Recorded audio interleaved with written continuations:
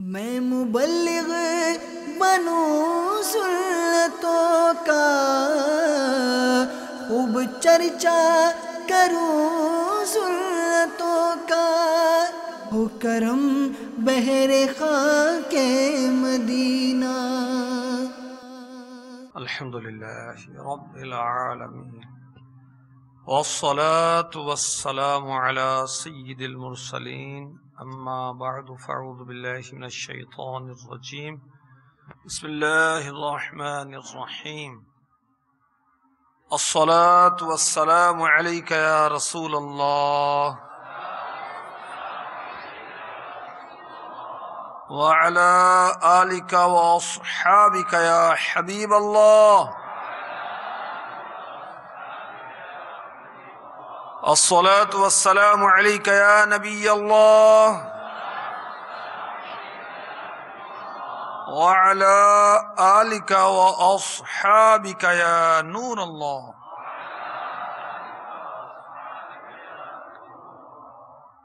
حضرت طلحہ بن عبید اللہ بن عثمان قرشی تیمی مدنی، آپ کا نام پاک ہے اور آپ کی کنیت ہے ابو محمد۔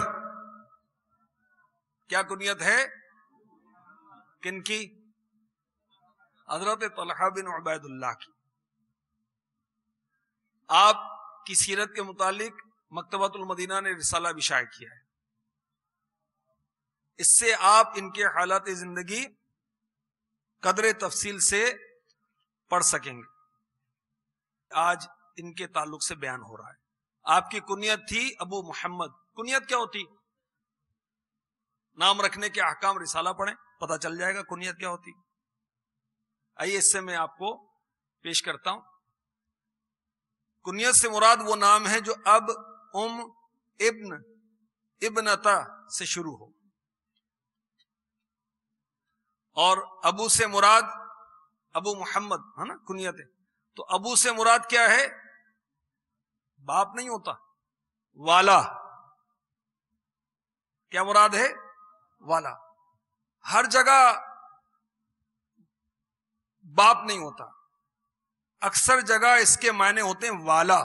جیسے ابو جہل، یہ بھی کنیت ہے نا، یعنی جہالت والا، اس کے کرتوت ہی ایسے تھے۔ ابو ہریرہ، بلیوں والا۔ ابو الحکم، فیصلہ کرنے والا۔ اور ابو بکر، یہ بھی کنیت ہے۔ نام کیا ہے؟ عبداللہ۔ ابو بکر کیا ہے؟ کنیت۔ اس کے کیا معنی ہیں؟ اولیت والے۔ اولیت والے، کیا؟ اولیت والے۔ تو کنیت یہ بہت ہی اہم معاملہ ہے کہ ہمارے آقا صلی اللہ تعالی علیہ وسلم کی بھی کنیت ہے۔ کیا؟ ابو القاسم، ابو ابراہیم۔ انبیاء کرام کی بھی کنیتیں ہیں، صحابہ و صحابیات کی، علماء کی، فقہاء کی، محدثین کی، بزرگان دین کی۔ ایک کنیت بھی ہوتی ہے، ایک سے زیادہ کنیت بھی ہوتی ہے۔ اپنے بچوں کی بھی کنیت رکھنی چاہیے۔ کنیت یاد کرنے کی برکتیں بھی ہوتی ہیں۔ کنیت شریعت کے مطابق ہونی چاہیے۔ بڑے بیٹے یا بیٹی کے نام پر کنیت اختیار کرنی چاہیے۔ حضرت آدم علیہ السلام کی کنیت کیا ہے؟ ہمارے آقا صلی اللہ تعالی علیہ وسلم کنیت عطا فرمایا کرتے تھے، اور عورت بھی اپنی کنیت رکھے۔ بیٹی کے نام پر بھی کنیت رکھی جا سکتی ہے۔ اس کے اندر، اس کتاب کے اندر یہ ساری معلومات ہیں، اور کنیتیں بھی لکھی ہوئی ہیں بہت ساری، جو امیر اہل سنت اسلامی بھائیوں کو کنیتیں عطا فرماتے ہیں نا، 76 کنیتیں اس میں لکھی ہوئی۔ اللہ ہمیں یہ کتاب پڑھنا نصیب فرمائے۔ حضرت سیدنا طلحہ بن عبید اللہ رضی اللہ تعالی عنہ کی کنیت کیا؟ ابو محمد۔ اور میرے آقا صلی اللہ تعالی علیہ وسلم نے ان کو القابات بھی عطا فرمائے۔ یہ کیا ہوتا ہے؟ اس پہ یہ بھی اس میں لکھا ہوا، پڑھ لیں۔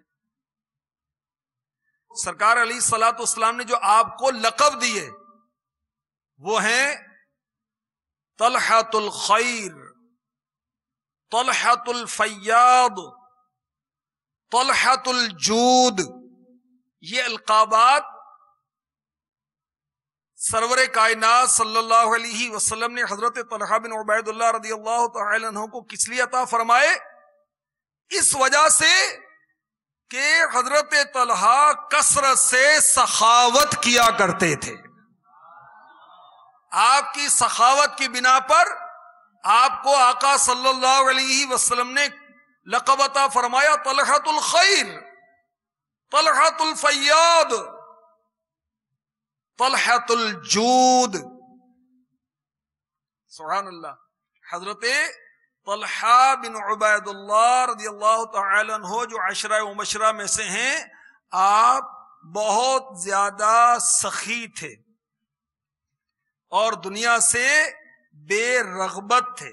چنانچہ منقول ہے کہ ایک بار رات کے وقت حضرموت، یہ علاقے کا نام ہے، وہاں سے 7 لاکھ درہم آپ کو موصول ہوئے، کسی نے بھیجے۔ درہم کے مطلب ہے چاندی کا سکہ، 7 لاکھ۔ آپ پریشان ہو گئے، بے چین ہو گئے۔ ہمارے پاس مال آتا ہے ہم خوش ہو جاتے، خوشی میں نیند نہیں آتی، آپ بے چین ہو گئے۔ زوجہ محترمہ نے عرض کی آپ کو کیا ہوا؟ فرمایا مجھے بے چینی یہ ہے کہ جس بندے کی راتیں اللہ تعالی کی بارگاہ میں عبادت کرتے ہوئے گزرتی ہوں، گھر میں اس قدر مال کی موجودگی میں آج اس کی بارگاہ میں کیسے حاضر ہوگا؟ زوجہ محترمہ نے بڑے ادب سے عرض کی پریشانی کی کیا بات ہے؟ آپ اپنے نادار دوستوں کو کیوں بھول رہے ہیں؟ صبح ہوتے ہی انہیں نادار غریب دوستوں کو بلائیں، سارا مال تقسیم کر دیں اور پھر اطمینان کے ساتھ آپ نیت فرما لیجئے، پھر اطمینان سے رب کی عبادت کیجئے۔ یہ بات سن کر حضرت طلحہ رضی اللہ تعالی عنہ خوش ہوئے۔ فرمایا واقعی آپ نیک باپ کی نیک بیٹی ہیں۔ یہ بیٹی کس باپ کی تھی پتہ ہے؟ سبحان اللہ، ان کا نام ہے سیداتنا ام کلثوم رضی اللہ تعالی عنہ، اور ان کے والد کا نام ہے سیدنا ابو بکر صدیق رضی اللہ تعالی عنہ۔ صبح ہوئی تو حضرت طلحہ رضی اللہ تعالی عنہ نے مہاجرین و انصار، مہاجرین وہ جو مکے سے ہجرت کر کے مدینے آئے تھے، انصار وہ جنہوں نے ان مہاجرین کی مدد کی، حضرت طلحہ رضی اللہ تعالی عنہ نے مہاجرین و انصار میں سارا مال تقسیم کرنا شروع کر دیا۔ کچھ حصہ مولا علی مشکل کشا کرم اللہ تعالی وجہہ الکریم کی خدمت میں بھی بھیجا۔ اچانک زوجہ محترمہ حاضر ہوئی، عرض کی اے ابو محمد، کیا اس مال میں گھر والوں کا بھی کچھ حصہ ہے؟ فرمایا آپ کہاں رہ گئی تھی؟ چلیں جو باقی بچ گیا ہے وہ سب آپ لے لیں۔ فرماتی ہیں جب بقیہ مال کا حساب کیا تو وہ صرف 1000 درہم ہی رہ گیا تھا۔ 7 لاکھ چاندی کے سکوں میں سے گھر کے لیے کیا رکھا؟ 1000 سکے، بقیہ سب راہ خدا میں لٹا دیے۔ مرحبا۔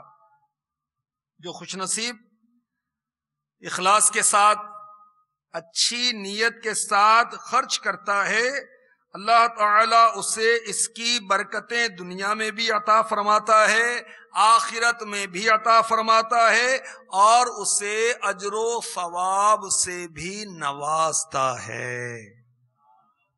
چنانچہ پارہ 2 سورہ بقرہ کی آیت نمبر 245 میں ارشاد ہوتا ہے، انتہائی توجہ کے ساتھ کان لگا کر رحمت کی امید پر حصول ثواب کے لیے اور عمل کی نیت کرتے ہوئے قرآن آیت سنیے۔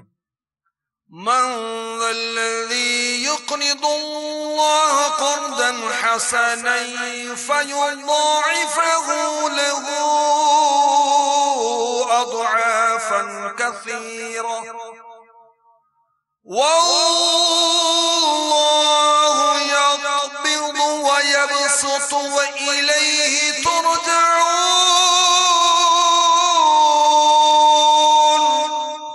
ترجمہ کنز الایمان، ہے کوئی جو اللہ کو قرض حسن دے؟ ہے کوئی جو اللہ کو قرض حسن دے تو اللہ اس کے لیے بہت گنا بڑھا دے۔ اللہ تنگی اور کشائش کرتا ہے اور تمہیں اسی کی طرف پھر جانا۔ خزائن العرفان میں اس آیت کے تحت صدر الافاضل فرماتے ہیں اللہ تعالیٰ نے راہ خدا میں خرچ کرنے کو قرض سے تعبیر فرمایا۔ ہے کوئی جو اللہ کو قرض حسن دے، یہ فرمایا نا۔ اس کی وضاحت کرتے ہیں، فرماتے ہیں صدر الافاضل راہ خدا میں خرچ کرنے کو قرض سے تعبیر فرمایا، یہ کمال لطف و کرم ہے، کیونکہ بندہ اس کا بنایا ہوا اور بندے کا مال اس کا عطا فرمایا ہوا۔ حقیقی مالک وہ بندہ اس کی عطا سے مجازی ملک رکھتا ہے، مگر قرض سے تعبیر فرمانے میں یہ بات دل نشین کرنا منظور ہے کہ جس طرح قرض دینے والا اطمینان رکھتا ہے کہ اس کا مال ضائع نہیں ہوا اور وہ اس کی واپسی کا مستحق ہے، ایسے ہی راہ خدا میں خرچ کرنے والے کو اطمینان رکھنا چاہیے کہ وہ اس انفاق کی جزا بالیقین یعنی لازماً پائے گا اور بہت زیادہ پائے گا۔ قرض حسن ہے کوئی جو اللہ کو قرض حسن دے تو اللہ اس کے لیے بہت گنا بڑھا دے۔ اور قرض حسن کیوں فرمایا؟ ابھی ہم نے سنا کہ قرض دینے والے کو وہ یقین ہوتا ہے کہ میرا قرض کا مال واپس ملے گا، تو اسی طرح بندہ اللہ سے یقین رکھے کہ وہ اس کو دے گا اور بہت زیادہ عطا فرمائے گا۔ اللہ میں حضرت طلحہ بن عبید اللہ رضی اللہ تعالی عنہ کے صدقے میں سخی بنا دے، ہم سخی ہو جائیں، آمین تو کہیے بھائی۔ سخاوت کیا ہوتی ہے؟ میں آپ کو فیضان عائشہ صدیقہ کتاب سے آپ کو پڑھ کے سناتا ہوں۔ صفحہ نمبر 150 پر لکھا ہے، مرآت المناجح کے حوالے سے مفتی احمد یار خان نعیمی فرماتے ہیں سخی وہ ہے جو اپنے مال سے خود بھی کھائے اوروں کو بھی کھلائے۔ سخی وہ ہے جو اپنے مال سے خود بھی کھائے اوروں کو بھی کھلائے۔ جواد وہ ہے جو نہ کھائے اوروں کو کھلائے، خود نہ کھائے اوروں کو کھلائے۔ اور بخیل کون ہے؟ کنجوس کون ہے؟ بخیل وہ ہے جو اپنا مال خود کھائے دوسروں کا حق نہ دے، یہ ہے کنجوس۔ اور ایک ہے ممسک۔ ممسک کیا؟ ممسک وہ ہے جو نہ خود کھائے اور نہ کسی کو کھانے دے، جوڑے اور چھوڑے، نہ کھائے نہ کھانے دے، جوڑے اور چھوڑے، یہ کیا ہے؟ ممسک۔ سخی وہ ہے جو مال سے خود بھی کھائے اوروں کو بھی کھلائے۔ جواد وہ ہے جو خود نہ کھائے اوروں کو کھلائے۔ بخیل وہ ہے جو خود کھائے اور دوسروں کا حق نہ دے۔ ممسک وہ ہے جو خود کھائے نہ دوسروں کو کھانے دے، جوڑے اور چھوڑے۔ مفتی صاحب نے بڑی پیاری بات لکھی، شریعت میں سخاوت کا ادنا درجہ کیا ہے؟ سنیے، اللہ میں توفیق دے۔ سخاوت کا ادنا درجہ یہ ہے، مفتی احمد یار خان نعیمی لکھتے ہیں، انسان فرض صدقے ادا کرے، زکوٰۃ، صدقہ فطر وغیرہ۔ طریقت میں ادنا درجہ یہ ہے کہ صرف فرض پر قناعت نہ کرے، نوافل صدقے بھی دے۔ حقیقت و معرفت والوں کے ہاں اس کا ادنا درجہ یہ ہے کہ اپنی ضروریات پر دوسروں کی ضروریات کو ترجیح دے۔ اللہ ہمیں اپنی راہ میں خرچ کرنے والا بنائے. حضرت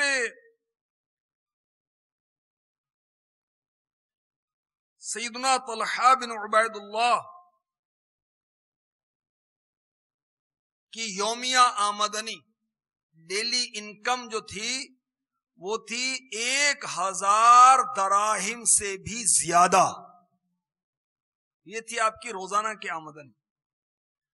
اور آپ اللہ کی راہ میں خرچ کیسا کرتے تھے؟ سبحان اللہ. حضرت سیدنا قبیصہ بن جابر رضی اللہ تعالی عنہ فرماتے ہیں میں حضرت سیدنا طلحہ بن عبید اللہ رضی اللہ تعالی عنہ کی صحبت بابرکت میں رہا تو میں نے ان سے بڑھ کر کسی کو نہیں دیکھا جو بن مانگے لوگوں میں کثیر مال بانٹتا ہو. بن مانگے کثیر مال بانٹتے تھے میرے آقا حضرت طلحہ رضی اللہ تعالی عنہ. آپ کی زوجہ محترمہ حضرت سعدہ بنت عوف رضی اللہ تعالی عنہ بیان کرتی ہیں حضرت سیدنا طلحہ رضی اللہ تعالی عنہ نے ایک دن 1,00,000 دراہم اللہ کی راہ میں صدقہ کیے. کتنے؟ 1,00,000. اس دن آپ رضی اللہ تعالی عنہ نماز کے لیے مسجد نہ جا سکے کیونکہ آپ کا لباس ایسا نہ تھا جس سے پہن کر مسجد میں چلے جاتے. اپنی کیفیت یہ ہے لوگوں میں لاکھوں دراہم تقسیم فرما رہے ہیں. سبحان اللہ. اپنی آسائشیں دوسرے مسلمانوں کی خاطر قربان کر دیں. آپ کو یقیناً بخوبی معلوم ہوگا کہ اسلام باہمی ہمدردی کا پیغام دیتا ہے. تو آپ نے اپنی ذات پر دوسرے مسلمانوں کو ترجیح دی. یہ ہے ایثار. یہ کیا ہے؟ اپنی ذات پر دوسرے کو ترجیح دینا. اور اس کی معلومات حاصل کرنا چاہیں تو مدینے کی مچھلی رسالہ امیر اہل سنت کا پڑھ لیجیے. ایثار کی تعریف بھی لکھی ہے. ایثار کے متعلق حکایات بھی اس رسالے میں درج ہیں. بہت پیاری پیاری معلومات. اور ایثار کا ثواب مفت میں کس طرح حاصل کیا جا سکتا ہے؟ ایک تو نا خرچ کر کے ایثار کا ثواب لے، مفت میں خرچ بھی نہیں ہوگا. اور سبحان اللہ ایثار کی مدنی بہار بھی اس میں ہے. ایثار کے معنی دوسروں کی خواہش اور حاجت کو اپنی خواہش اور حاجت پر ترجیح دینا. اور فضیلت یہ ہے میرے آقا صلی اللہ علیہ وسلم نے فرمایا جو شخص کسی چیز کی خواہش رکھتا ہو پھر اس خواہش کو روک کر اپنے اوپر کسی اور کو ترجیح دے تو اللہ اسے بخش دیتا ہے. تو حضرت طلحہ رضی اللہ تعالی عنہ ایثار کرنے والے تھے. اپنی ذات پر دوسروں کو ترجیح دیتے تھے، اپنے آپ کو ترجیح نہیں دیتے تھے. قربان کرتے تھے اپنی خواہشات کو. اللہ ہمیں ایثار کی توفیق عطا فرمائے. بڑی پیاری حکایت لکھی ہے امیر علیہ سنت نے فیضان سنت میں، اپنی ذات پر دوسروں کو ترجیح دینا. چنانچہ کشف المحجوب کے حوالے سے لکھا ہے. داتا گنج بخش رحمۃ اللہ تعالی علیہ نے ایک بزرگ کا واقعہ لکھا. ان بزرگ کا نام ہے شیخ احمد حمادی سرخسی رضی اللہ تعالی عنہ. ان کی توبہ کا واقعہ پوچھا گیا تو فرمانے لگے میں ایک بار اپنے اونٹوں کو لے کر سرخس سے روانہ ہوا. دوران سفر جنگل میں ایک بھوکے شیر نے میرا ایک اونٹ زخمی کر کے گرا دیا. پھر وہ اونٹ بلند ٹیلے پر، ریت بہت ساری جمع ہو جاتی ہے نا، اونچی سے ہو جاتی ہے، اس کو ٹیلا کہتے ہیں. تو وہ شیر اونٹ کو گرا کر زخمی کر کے ٹیلے پر چڑھ کر اپنی مخصوص آواز نکالنے لگا. شیر کی آواز سن کر بہت سارے درندے اکٹھے ہو گئے. شیر نیچے اترا. اب شیر نے زخمی اونٹ کو چیرنا پھاڑنا شروع کر دیا مگر خود نہیں کھایا. جا کر پھر دوبارہ ٹیلے پر بیٹھ گیا. جتنے درندے جمع ہوئے تھے سب اس اونٹ پر ٹوٹ پڑے اور اس کا گوشت کھانے لگے. کھا کر چلتے بنے. باقی ماندہ گوشت کھانے کے لیے وہ شیر جو تھا وہ ٹیلے سے پھر اترا نیچے. جیسے قریب آیا تو اس نے دیکھا کہ لنگڑی لومڑی آ رہی ہے. تو شیر پھر دوبارہ ٹیلے پہ چلا گیا. لومڑی نے حسب ضرورت گوشت کھایا. جب وہ چلی گئی تو پھر شیر دوبارہ ٹیلے سے اترا اور اس نے اس گوشت میں سے تھوڑا سا کھایا. یہ بزرگ فرماتے ہیں یہ واقعہ میں دیکھ رہا تھا, یہ سارا معاملہ دیکھ رہا تھا. اچانک شیر نے میری طرف رخ کیا اور واضح زبان میں کلام کرنے لگا. احمد, ایک لقمے کا ایثار تو کتوں کا کام ہے. مردان راہ حق تو اپنی جان بھی قربان کر دیا کرتے ہیں. یہ بزرگ کہتے ہیں کہ یہ انوکھا واقعہ جو ہوا تو میں بڑا متاثر ہوا. میں نے گناہوں سے توبہ کی اور دنیا سے کنارہ کشی اختیار کر کے اللہ تعالی سے لو لگا لی. تو بھوکے شیر نے کیسا ایثار کیا اور کیسی زبردست نصیحت کی. اللہ ہمیں بھی ایثار کا جذبہ نصیب فرمائے. آئیے دعا کرتے ہیں. ہمیں بھوکا رہنے کا اوروں کی خاطر, ہمیں بھوکا رہنے کا اوروں کی خاطر عطا کر جذبہ عطا یا الہی عطا کر جذبہ عطا یا الہی. تو کاش ہمیں ایثار کا جذبہ نصیب ہو جائے. اب مفت میں ایثار کا ثواب لوٹنے کے نسخے جو امیر علیہ سنت نے اس رسالے میں عطا فرمائے کچھ میں آپ کو پیش کرتا ہوں. کاش حاضرین و ناظرین توجہ کے ساتھ سننے اور عمل کرنے میں کامیاب ہو جائے. آپ کے صدقے میں بھی عمل کرنے میں کامیاب ہو جائے. بغیر خرچ کے ایثار کا موقع ملتا ہے. مثلا دعوت پر پہنچے, سب کے لیے کھانا لگا دیا گیا, تو ہم عمدہ کھانا یا عمدہ بوٹیاں اس لیے نہ اٹھائیں کوئی اور لے جائے. مفت کا ثواب ہے نا, ہم نے تھوڑی بنایا, ہمارا خرچہ تھوڑی ہوا.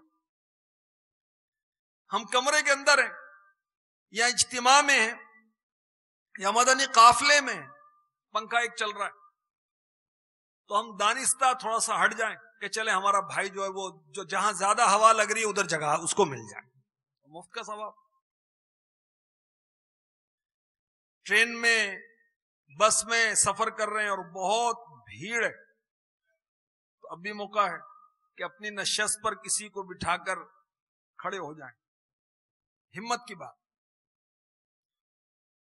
کہیں ایسا موقع ہے کہ بہت سارے اسلامی بھائی جمع ہیں اور کسی کار میں جانا ہے, اب 4 5 6 جتنے بیٹھ سکتے تھے بیٹھ گئے. ایک صورت تو یہ کہ میں بیٹھوں اور کوئی رہ جائے, ایک صورت ہے کہ میں رہ جاؤں کسی اور کو بٹھا دوں, چلو میں بس پر آ جاؤں گا, یار ایثار کا ثواب مل جائے گا.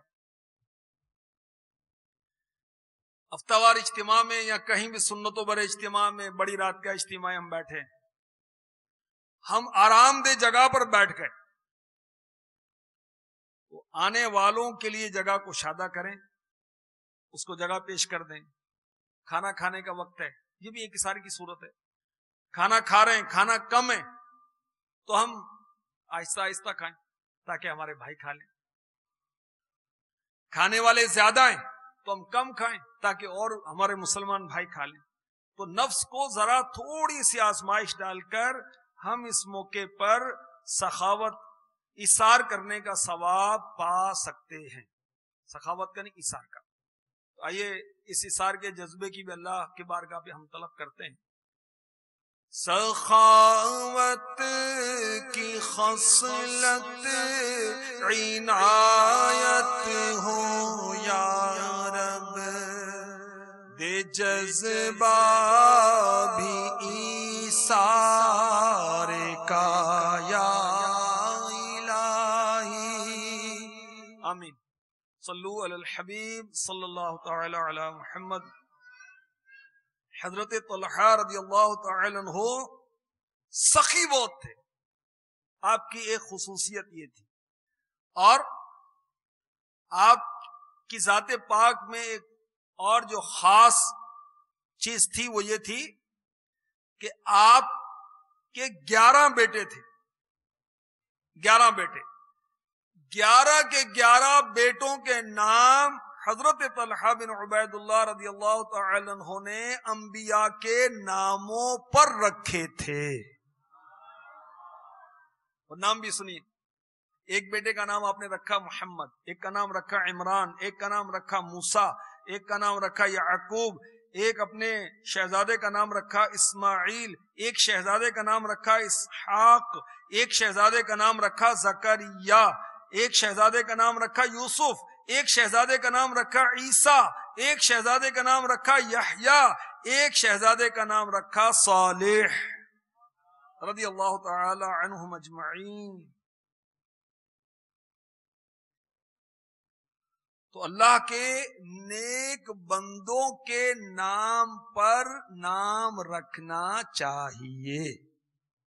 نام رکھنے کے بھی کچھ احکام ہیں جس کے لیے مکتبے نے کتاب شائع کی ہے، نام رکھنے کے احکام، جس سے مسلمان اکثر واقف نہیں.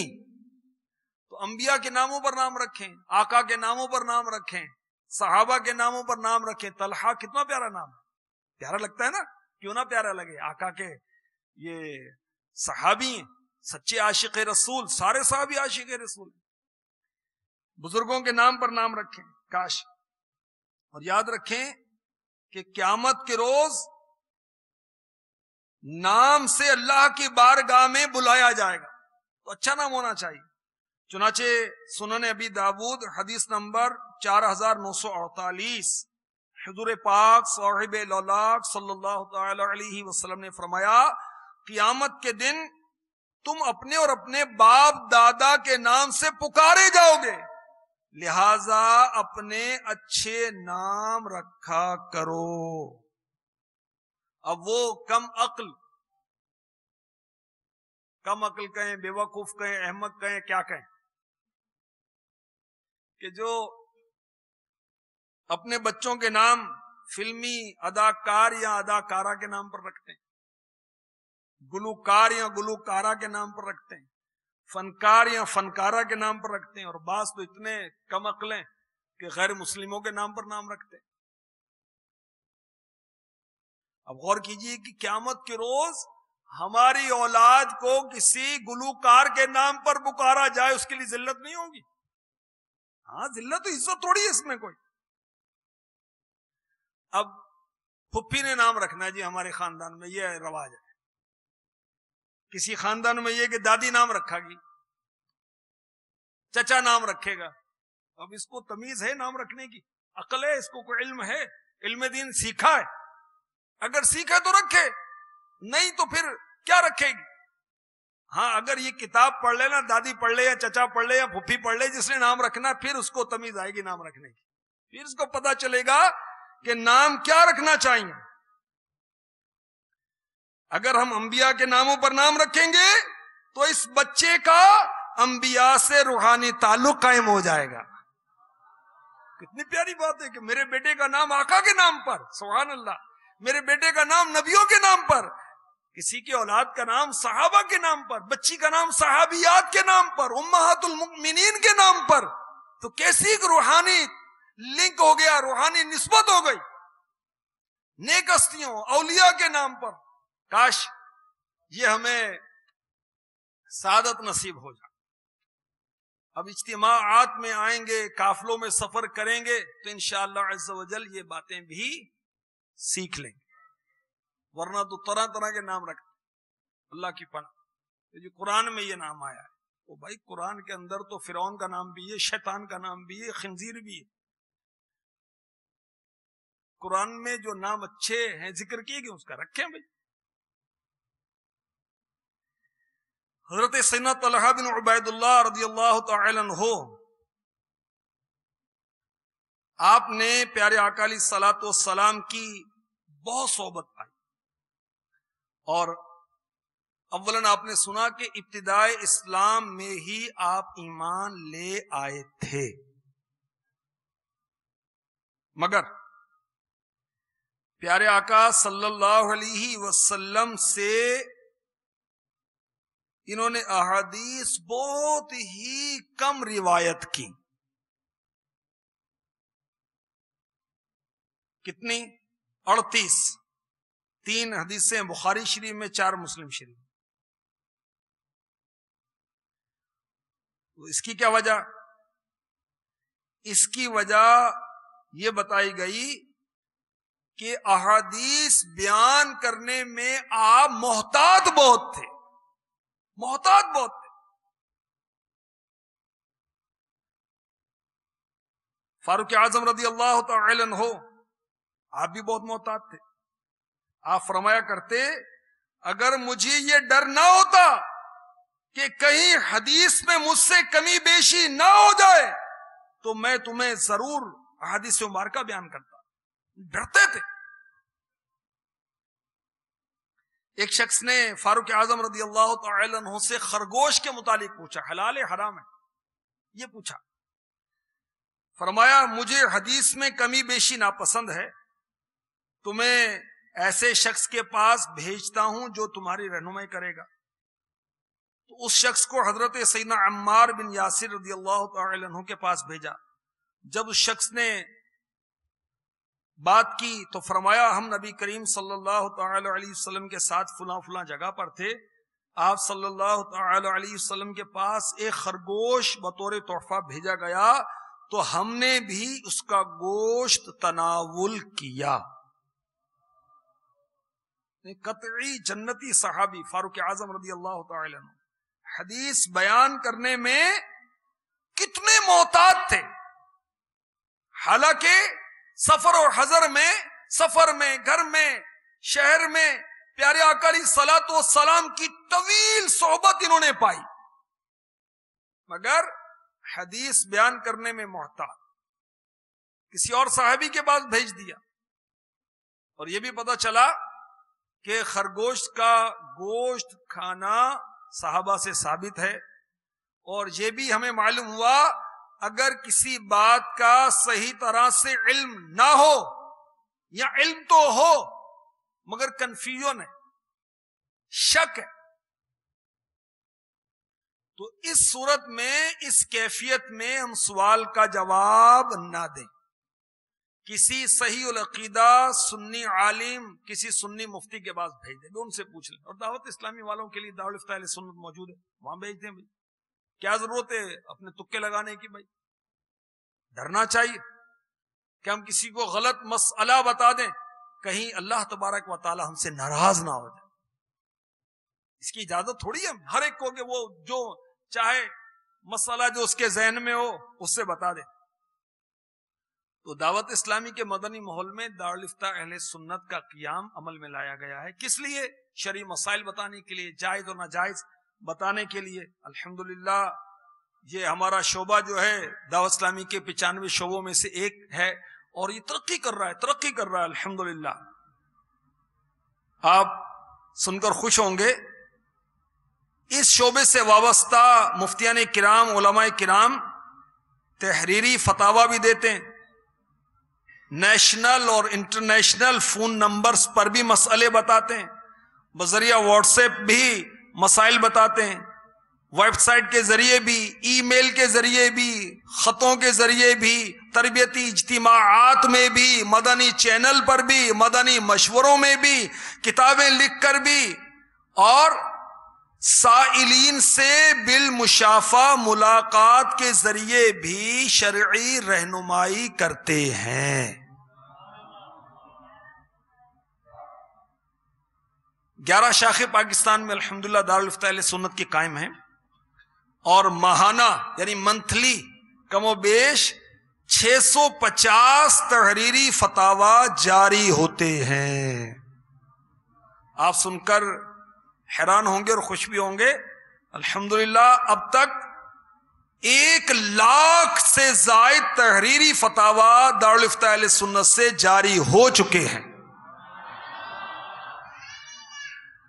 دعوت اسلامی کی ویب سائٹ پر موجود دارالفتہ اہل سنت کی سروس کے ذریعے موصول ہونے والے 4000 سے زائد سوالات کے جوابات بذریعہ آواز اور دارالفتہ اہل سنت کے ای میل ایڈریس daraliftah@dawatIslami.net کے ذریعے ماہانہ کم و بیش 800 سوالات کے جوابات نیز 4 نیشنل موبائل نمبرز اور 3 انٹرنیشنل نمبرز کے ذریعے پاکستان، UK، یورپ، امریکہ، دنیا بھر کے مسلمانوں کو ماہانہ کم و بیش 10,000 کے قریب سوالات کے جوابات دیے جاتے ہیں۔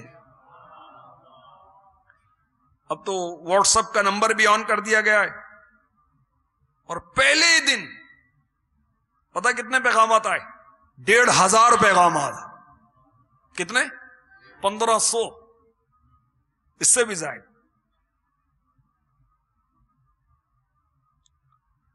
تو بہرحال اپنی اٹکل سے ہمیں کسی بھی سوال کا جواب نہیں دینا چاہیے۔ ہاں، اگر 126% اگر ہم کنفرم ہیں کہ جو ہم بتا رہے ہیں درست ہے، اب بتا دیں، ورنہ نہیں بتانا چاہیے۔ حضرت سیدنا طلحہ بن عبید اللہ رضی اللہ تعالی عنہ ایسے جانثار تھے کہ سبحان اللہ، انہوں نے اپنا تن، من، دھن دین اسلام کی خاطر قربان کر رکھا تھا۔ اللہ اکبر۔ پیارے آقا علیہ الصلوۃ والسلام کی حفاظت کی خاطر کفار سے مقابلہ کیا انہوں نے۔ بہت زیادہ ہمت والے اور بہادر تھے۔ صدیق اکبر رضی اللہ تعالی عنہ فرماتے ہیں، غزوہ احد میں ہم حضرت سیدنا طلحہ بن عبید اللہ رضی اللہ تعالی عنہ کی طرف متوجہ ہوئے، ہم نے دیکھا محبوب رب داور شفیع روز محشر صلی اللہ علیہ وسلم کی حفاظت کرتے ہوئے ان کے جسم اطہر پر 70 سے زائد چھوٹے بڑے زخم ہیں، اور ان کی انگلیاں بھی کٹ چکی ہیں۔ آپ کی شجاعت، آپ کی بہادری دیکھ کر شاہ بارو بر صلی اللہ علیہ وسلم نے ارشاد فرمایا، طلحہ کے لیے جنت واجب ہو گئی۔ سبحان اللہ۔ آپ کی شہادت 60 یا 64 سال کی عمر میں ہوئی۔ آپ کی سیرت مبارکہ کے متعلق میں نے پہلے بھی عرض کیا، سیدنا طلحہ بن عبید اللہ، اس رسالے کا نام یہی ہے، یہ پڑھیں آپ۔ اس میں آپ کو انشاءاللہ کافی معلومات ملے گی، اور صحابہ کرام علیہم رضوان کی سیرت ہمیں پڑھنی چاہیے۔ کرامات صحابہ، یہ تو بہت دلچسپ کتاب، صحابہ کرام علیہم رضوان کی کرامتیں لکھی ہوئی اس کے اندر۔ اس پڑھنے میں تو بہت مزہ آتا ہے نا، ادھر اسٹوریز ٹائپ ہوتی ہیں، تو انشاءاللہ مزہ آئے گا۔ بچوں کو اسٹوریاں کیوں پڑھاتے ہیں بھائی؟ الٹی سیدھی کہانیاں، صحابہ کی کرامتیں پڑھائیں نا۔ امیر اہل سنت کے رسالے ہیں وہ کہانیوں کی صورت میں، وہ پڑھائیں نا بچوں کو۔ فرعون کا خواب، بیٹا ہو تو ایسا، نور والا چہرہ، اس طرح کے جو رسالے ہیں وہ پڑھائیں۔ یہ کرامات صحابہ یہ پڑھائیں، صحابہ کی کرامتیں۔ یہ کتاب جو ہے بہت ہی دلچسپ ہے، سبحان اللہ۔ اور اس میں کرامت کی تعریف بھی لکھی ہے، کرامت کی اقسام بھی لکھی ہیں، کرامت کی مثالیں بھی لکھی ہیں، اشرا و مشرا کے فضائل بھی لکھے ہیں، صحابہ کے مختصر حالات بھی لکھے ہیں۔ اور دعوت اسلامی کا جو شعبہ ہے المدینہ العلمیہ، اس نے اسے شائع کیا ہے بڑی شان کے ساتھ۔ اس کتاب کے صفحہ نمبر 118 پر لکھا ہے، شہادت کے بعد حضرت سیدنا طلحہ بن عبید اللہ رضی اللہ تعالی عنہ کو بصرہ کے قریب دفن کیا گیا۔ جس مقام پر آپ کا مزار پر انوار بنا، وہ جگہ گہرائی میں تھی، تو قبر مبارک کبھی کبھی پانی میں ڈوب جاتی۔ آپ ایک شخص کو بار بار خواب میں تشریف لا کر اپنی قبر بدلنے کا فرماتے رہے۔ چنانچہ اس شخص نے حضرت عبداللہ بن عباس رضی اللہ تعالی عنہما سے اپنا خواب بیان کیا. حضرت عبداللہ بن عباس رضی اللہ تعالی عنہما نے 10,000 درہم میں ایک صحابی کا مکان خرید کر اس میں قبر کھودی اور حضرت طلحہ رضی اللہ تعالی عنہ کی مقدس لاش کو پرانی قبر میں سے نکال کر اس قبر میں دفن کر دیا. کافی مدت گزر جانے کے باوجود حضرت طلحہ رضی اللہ تعالی عنہ کا مقدس جسم سلامت اور بالکل ہی تر و تازہ تھا. دہن میلا نہیں ہوتا، بدن میلا نہیں ہوتا. عام آدمیوں کا نہیں، یہ صحابہ کی شان ہے، اولیاء کی شان ہے، اور انبیاء کی شان تو بہت عرفہ والا ہے. دہن میلا نہیں ہوتا، بدن میلا نہیں ہوتا. خدا کے پاک بندوں کا کفن میلا نہیں ہوتا. اشرا مبشرہ میں سے ایک صحابی حضرت طلحہ رضی اللہ تعالی عنہ کی شان ہے کہ ایک مدت گزرنے کے بعد جب آپ کو منتقل کیا گیا آپ کے جسد پاک کو، بدن مبارک کو، تو تر و تازہ تھا. انبیاء کی شان کیا ہوگی؟ اور سارے نبیوں کے نبی رسول ہاشمی کی شان کیا ہوگی؟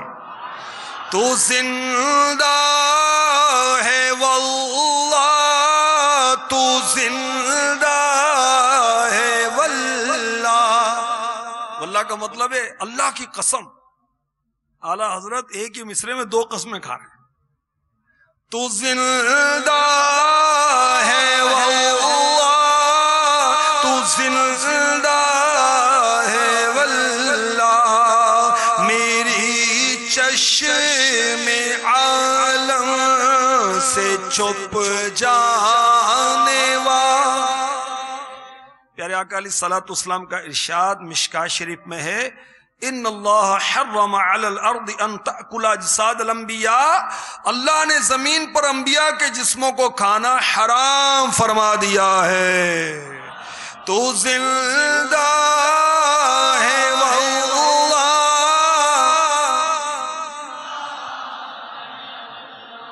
تو زندہ ہے واللہ، تو زندہ ہے واللہ، میری چشم عالم،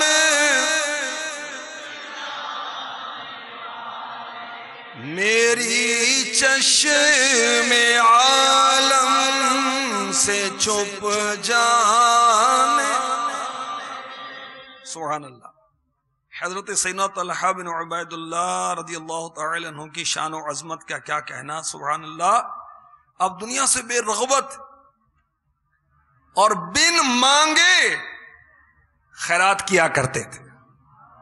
ایک ایک دن میں 7 لاکھ درہم، 1 لاکھ درہم اللہ کی راہ میں دے دیا کرتے تھے، اور اپنی ذات پر دوسرے مسلمانوں کو ترجیح دیا کرتے تھے. ہم نے یہ بھی سنا کہ آپ نے اپنے شہزادوں کے نام انبیاء کے ناموں پر رکھے. ہم نے یہ بھی سنا کہ آپ احادیث مبارکہ میں کمی بیشی کے خوف سے احادیث بہت کم روایت کرتے. شجاع بہت تھے، بہادر بہت تھے. کتنے زخم لگے ہوئے تھے آپ کے جسم پاک پر غزوہ احد میں؟ 70، کم و بے چھوٹے بڑے 70 زخم لگے ہوئے تھے. ایسے بہادر تھے. پیارے آقا علیہ الصلوۃ والسلام کی حفاظت میں اپنی جان کی پرواہ نہیں کرتے تھے. سبحان اللہ. اللہ تبارک و تعالی کہ ان پر کروڑوں رحمتیں ہوں اور ان کے صدقے ہماری بے حساب مغفرت ہو. اور یہ بھی ہم نے سنا کہ ایک مدت کے بعد بھی آپ کا جسم مبارک بالکل تر و تازہ رہا. سبحان اللہ. میٹھے میٹھے اسلامی بھائیوں، دعوت اسلامی اپنی اور ساری دنیا کے لوگوں کی اصلاح کا مدنی مقصد ہمیں دیتی تو 12 مدنی کام ہمیں بتائے گئے ہیں. یہ 12 مدنی کام کرنے سے الحمدللہ مسجدوں میں رونقیں بڑھ جاتی. ان 12 مدنی کاموں میں ایک مدنی کام چوک درس بھی ہے. چوک پر کیا کیا نہیں ہوتا آج کل، کون کون سے گناہ نہیں ہوتے، استغفر اللہ. تو چوک درس کریں نا بھائی، ہمت کریں تاکہ نیکی کی دعوت عام ہو. مسلمان مسجدوں میں کم آتے ہیں، باہر چوکوں پر گھوم رہے ہیں، تو وہاں جا کر ہم مدینے کی مچھلی لے کر امیر اہل سنت کے رسالے سے درس دیں تاکہ انہیں پتا چلے اثار کیا ہوتا ہے. فیضان سنت سے درس دیں، امیر اہل سنت کی کتب اور رسائل سے درس دیا جاتا ہے. اور سبحان اللہ، نیکی کی دعوت دینے والا کتنا خوش نصیب ہے. میرے آقا صلی اللہ تعالی علیہ وسلم نے فرمایا، کیا اللہ تعالی نے تمہارے لیے کوئی ایسی چیز نہیں بنائی جو تم صدقہ کر سکو؟ پھر فرمایا، بے شک سبحان اللہ کہنا صدقہ ہے، اللہ اکبر کہنا صدقہ ہے. اللہ اکبر کہہ لیجیے، الحمدللہ کہنا صدقہ ہے، اور امر بالمعروف یعنی نیکی کی دعوت دینا صدقہ ہے، اور نہی عن المنکر یعنی برائی سے روکنا صدقہ ہے. یہ چوک درس، یہ صورت ہے نا بھائی نیکی کی دعوت دینے کی، برائی سے منع کرنے کی. تو اس کی ترکیب بنائیں اور اس کے فضائل پائیں. ایک اسلامی بھائی کی مدنی بہار بھی سنتے جائیں. اسلامی بھائی کہتے ہیں کہ میں اپنے گھر کی چھت پر کھڑا تھا، اچانک میری نظر گلی میں پڑی. ایک اسلامی بھائی جس کے سر پر امامہ تھا اکیلا ہی درس دے رہا تھا. ایک بھی اسلامی بھائی درس سننے والا نہیں تھا. تو میں نے کہا یار میں سنتا ہوں جا کر. تو میں چلا گیا، چوک درس میں شامل ہو گیا.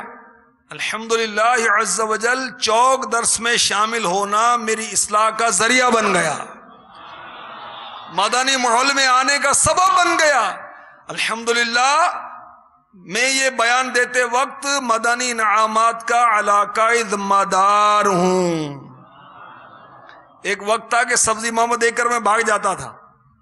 الحمدللہ آج وہ وقت ہے کہ خود میرے سر پر امام شریف کا تاج سجا رہتا ہے.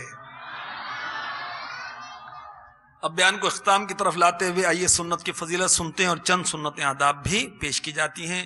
انتہائی توجہ کے ساتھ سنیے. اللہ ہمیں یاد رکھنے کی، عمل کرنے کی، دوسروں تک پہنچانے کی توفیق عطا فرمائے. صلو علی الحبیب صلی اللہ تعالی علی محمد. تاجدار رسالت صلی اللہ تعالی علیہ وآلہ وسلم کا فرمان جنت نشان، جس نے میری سنت سے محبت کی اس نے مجھ سے محبت کی، اور جس نے مجھ سے محبت کی وہ جنت میں میرے ساتھ ہوگا. یا نبی اللہ کے 9 حروف کی نسبت سے ناخن کاٹنے کے 9 مدنی پھول. نمبر 1، جمعہ کے دن ناخن کاٹنا مستحب ہے. ہاں اگر بڑھ گئے ہوں تو جمعہ کا انتظار نہ کیجیے. صدر الشریعہ مولانا امجد علی اعظمی علی رحمۃ اللہ کا بھی فرماتے، منقول ہے جو جمعہ کے دن ناخن تراشے یعنی کاٹے، اللہ تعالیٰ اس کو دوسرے جمعہ تک بلاؤں سے محفوظ رکھے گا، اور 3 دن زائد یعنی 10 دن تک. ایک روایت میں یہ بھی جو جمعہ کے دن ناخن ترشوائے یعنی کاٹے تو رحمت آئے گی اور گناہ جائیں گے.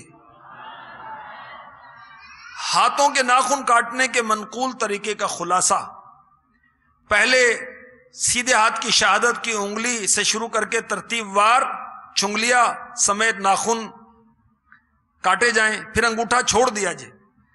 اب الٹے ہاتھ کی چھنگلیاں یعنی چھوٹی انگلی، چیچی کہتے ہیں پنجابی میں نا، لٹل فنگر، اس سے لے کر انگوٹھے تک، اور آخر میں انگوٹھا. اس کا بہت آسان طریقہ یاد اگر آپ توجہ کریں گے دیکھیں گے تو آپ کو یاد بھی رہے گا. جیسے دعا کرتے ہیں نا ایسے ہاتھ کیجئے. یہ دائیں ہاتھ کا جو انگوٹھا ہے نا اس کو اندر کی طرف کر لیں، ایسے کر لیں. اب یہ ترتیب بن گئی ساری، آخر میں یہ. ٹھیک ہے، امید ہے ناظرین و حاضرین کو یاد رہے گا. قافلوں میں سکھائی جاتی ہیں یہ باتیں بھائی. پریکٹیکل بھی کروایا جاتا ہے۔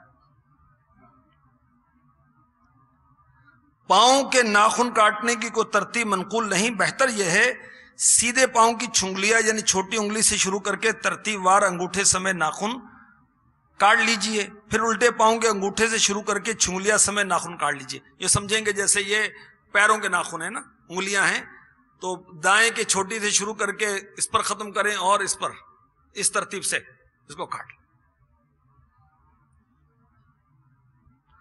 دانت سے ناخن کاٹنا مکروہ ہے، بعض کی عادت ہوتی نہیں جو لگے رہتے ہیں ایسے، یہ مکروہ ہے۔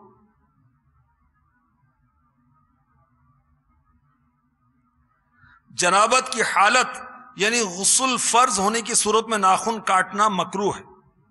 دانت سے ناخن کاٹنا مکروہ ہے، اس سے کوڑ کا مرض کا اندیشہ ہے۔ ناخن کاٹنے کے بعد ان کو دفن کر دیجئے، اگر ان کو پھینک دیں تو بھی حرج نہیں۔ ناخن کا تراشا یعنی کٹے ہوئے ناخن بیت الخلاء یا غسل خانے میں ڈال دینا مکروہ ہے، اس سے بیماریاں پیدا ہوتی ہیں۔ بدھ کے روز ناخن نہیں کاٹنے چاہیے کہ کوڑ ہو جانے کا اندیشہ ہے، البتہ اگر 39 دن سے نہیں کاٹے تھے، آج بدھ کو 40واں دن ہے، اگر آج نہیں کاٹتا تو 40 دن سے زائد ہو جائیں گے، تو اس پر واجب ہوگا کہ آج ہی کے دن کاٹے، اس لیے کہ 40 دن سے زائد ناخن رکھنا ناجائز و مکروہ تحریمی ہے۔ تفصیل کے لیے فتاوی رضویہ۔ لمبے ناخن شیطان کی نشست گاہ ہے، یعنی ان پر شیطان بیٹھتا ہے۔ سنتیں سیکھنے کے لیے مکتبۃ المدینہ کی 2 کتب ہیں، بہار شریعت حصہ 16 صفحات ہیں اس کے 312، اور سنت اور آداب، اور 163 مدنی پھول امیر اہل سنت کا رسالہ ہے، 101 مدنی پھول امیر اہل سنت کا رسالہ ہے۔ اور مدنی قافلوں میں سفر کریں گے تو انشاءاللہ عز و جل آپ کو سنتیں سیکھنے کو بھی ملیں گی، سکھانے کو بھی ملیں گی، اور پریکٹیکل بھی کروایا جائے گا۔ صلو علی الحبیب صلی اللہ تعالی علی محمد وعلی آلہ وصحبہ وبارک وسلم۔ میں مبلغ بنوں سنتوں کا، خوب چرچا کروں سنتوں کا، ہو کرم بہر خاک مدینہ۔